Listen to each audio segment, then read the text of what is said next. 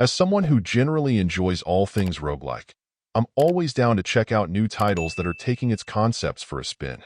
While most people tend to think of their degree of challenge and unpredictability, I also have a great appreciation for some elements of risk and reward that are sadly not always honored as often. In the case of Folk Hero, what you have is a more minimalistic action-adventure sort of take on things, mixing some exploration with class-based characters and combat, but struggling to make as strong an impression as some of its roguelike brethren. For each run, you'll take your chosen hero out to a procedurally generated island, which you'll want to explore thoroughly as it can hold a variety of surprises if you're willing to look for them. Of course, you'll also find a host of enemies to defeat, some periodic chests or merchants that will help you improve or enhance your gear, and then ultimately a boss in each area that you'll need to defeat in order to move on. I'll give the developer credit.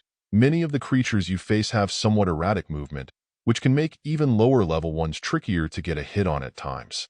You're thankfully reasonably nimble, but you'll need to be cautious since many areas have multiple enemies, and they can overwhelm you if you're not careful. It does seem like the bulk of the emphasis in the game is meant to be the combat, but that's a mixed blessing. Yes, there's definitely a skill-based component at work here, with you having the base tools for movement and attacks that you'll need to get a handle on for success. Also, as mentioned above, your enemies can be pretty wily, so that will make you work a bit harder at times to take even simpler ones down. As you explore, you'll continue to find new gear, artifacts, and runes that will make you more powerful and possibly customize your build a bit, but there ultimately doesn't feel like there's as much variety that enhances the in-game fun compared to some contemporaries.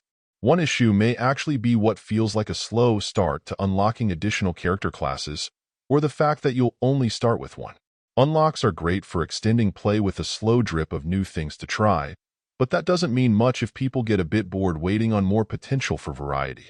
Ultimately, while there's a challenge and some fun to be had here, the more simplistic overall nature of the title makes it tough to get excited about. It isn't just that its ambition and the quality of the execution are more limited. I think a case can be made that it's too determined to hold back more variety for too long as well.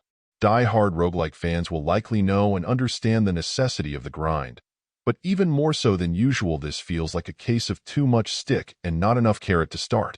If you're the determined sort, that may not matter, but when you're staring at a large backlog of other options, and a game takes too long to start giving you access to more opportunities for variety, you begin to consider moving on and coming back to it later.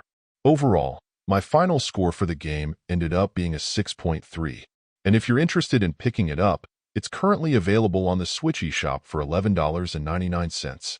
Thank you for taking the time to listen to this review, and if you'd like more information or ideas of indie games worth checking out on Switch, be sure to click on the link provided in the description.